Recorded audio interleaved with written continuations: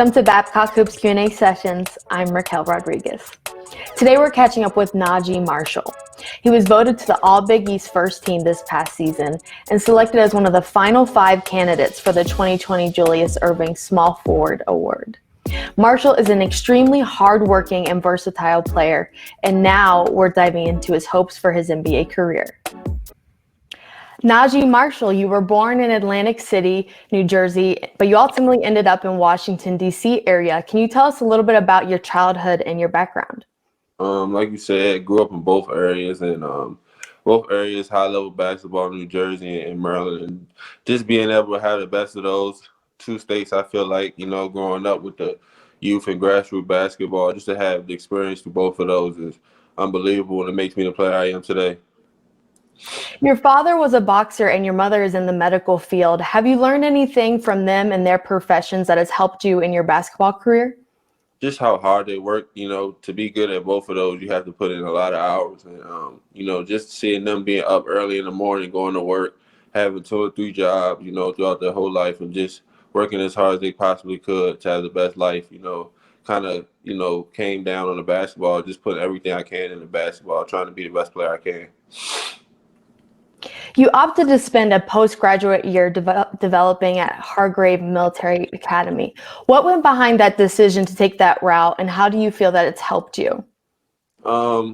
Just, maturing a little bit before I go off on my own, and, really play that high-level basketball and try to become the best player, to get at that high major D1 level. So just, really trying to mature my game and mature as a person. And like I said, be the best player I can for that high-level Division I basketball. You had your choice of programs to attend in your recruiting process, including Florida State, VCU, and Virginia Tech. What ultimately led you to decide to go to Xavier? I really, Coach Mack and their coaching staff, Mike McGee, Luke Murray, they really stood out to me and, really made me feel at home and made that decision easy. You originally came to the Musketeers while Chris Mack was at the helm. How did you feel when he left for Louisville? I was happy for him, but with Coach Steele filling in for that job, he was on the staff with Chris Mack, so it really wasn't a big difference, but, I was more happy for him than anything.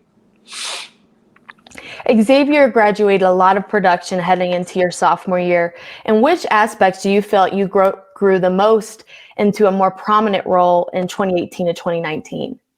I think my leadership, just, being that leader for the new guys and the newcomers and show them how to act when they're in my shoes and when it's their turn. So just definitely my work ethic and, my leadership towards the game.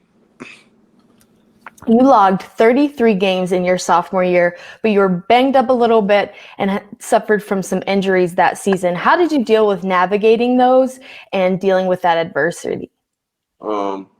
Just being tough, just doing what I have to do to nurse my body and locking in on the court to do what I have to do to get through it. Like I said, be a leader for my team and be there. So whatever it took. In your career, the Big East has been loaded with several and many talented players like Marcus Howard, Miles Powell, and Michael Bridges, just to name a few.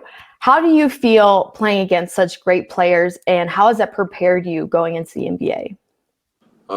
Like you named some great players, and even Mikal, he's in the NBA right now doing his thing. So, just being able to play them, just gives you a hint that at least you may be ready a little bit. And just going out competing against those guys each night is high level. So that's just the best basketball around, and just being able to play that type of basketball every night, man, it's just a wonderful feeling. Ultimately, how will you remember your time at Xavier, and did you set everything out you wanted to achieve? Most definitely. I'll see my time as, hard work, earn everything I got, and just develop a work ethic that got me to this point, and just blessed to be there for the 3 years I did, and thankful for everything they've done for me. Besides basketball, what other hobbies and interests do you have?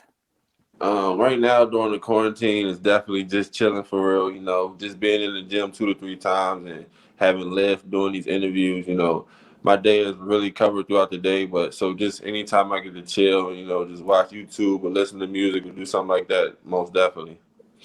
Yeah, it's definitely nice to stay in and stay safe, especially during the pandemic and preparing for the draft. Can you walk us through a typical day as you currently prepare for the draft? Um, Wake up like 10, work out at 11, have lift at like 3, do some interviews, go back to shoot at like 7, 7:45, and then right there is my time to chill. After that, wake up, do it all over. For those who are unfamiliar with your game, do you mind giving us a rundown about who you are as a player? Very versatile player who can do it from multiple aspects of the game. Very coachable, loves it, loves to compete on the defensive end, loves to guard the best player. And like I said, on the offensive end, can dribble, get to the rim, pass it. And even can shoot it, and just can get, like I said, can be put on anywhere on the floor. So Who is one player or players that you like to model your game after the most? um, throughout this process, getting ready for the next level, I've definitely watched a lot of Draymond Green. Just like I said, very versatile. The way he brings it, he can bring it from many aspects of the game, and his competitiveness and his will to win, it just kind of matches my game. So definitely been watching a lot of film with him. What are some aspects or some things that you would like to improve on your game?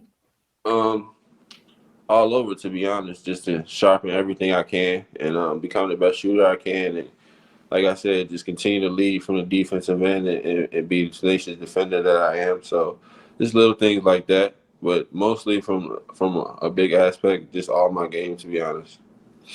What are some aspects you felt that you've grown the most during your 3 years in Cincinnati? Um,